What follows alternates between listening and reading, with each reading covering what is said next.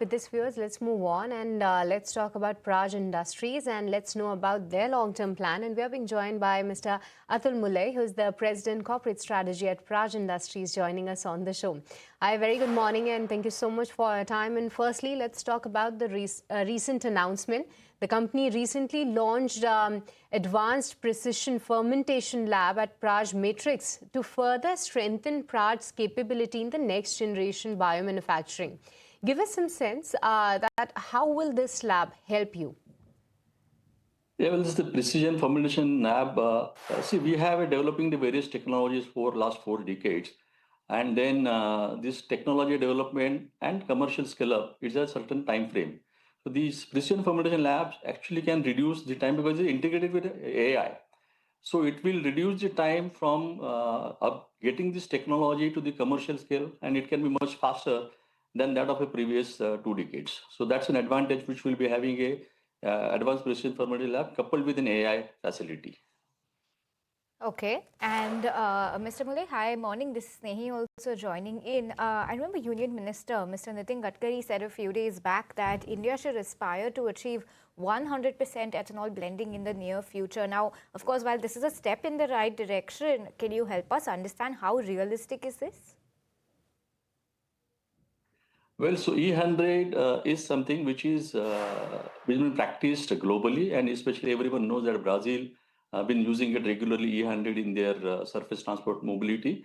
So is the case. Thailand is also E100 using it. In India, we have in fact about 4 years back launched about certain petrol pumps. The dispensing system is E100. Now there's a discussion happening between whether it will be E85 or E100, and the decision will be taken by the authorities. But otherwise, typically Brazil or Thailand for that matter, the mobility is already been practiced on the E100. All right, but Mr. Chari, Praj, of course, is a play on the transition towards cleaner forms and energy.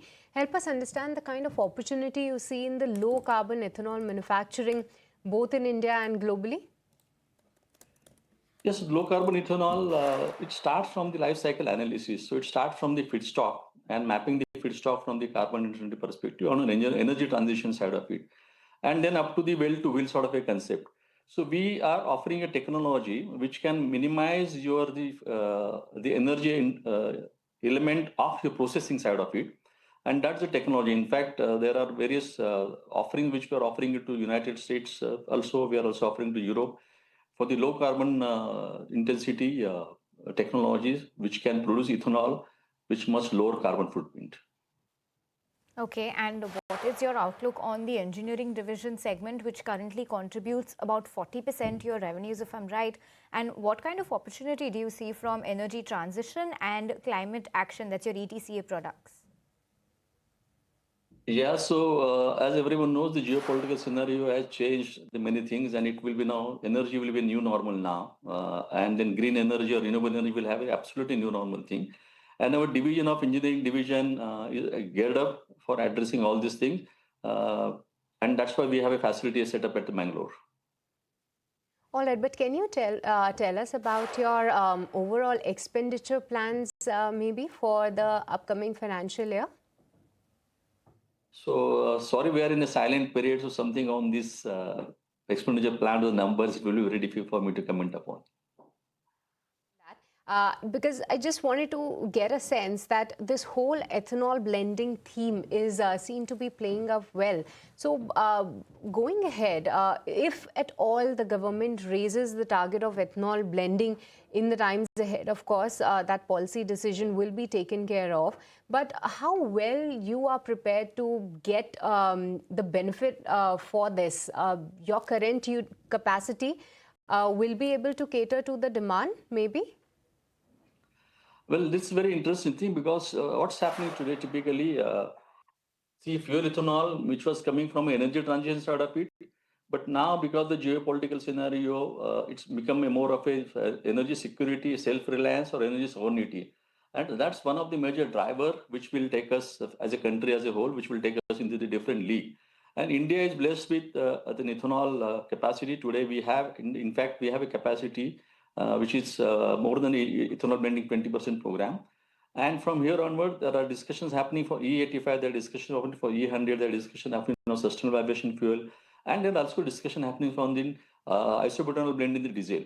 Now, just to give you a few numbers, for that matter, if you go to the flex fuel, which is an E85, and today there are multiple vehicles flying on the road, and if they convert into that, even if you go for the just moderately about 10% additional blending there with the existing fuel, which can read about 300 to 400 per liters of equivalent of ethanol.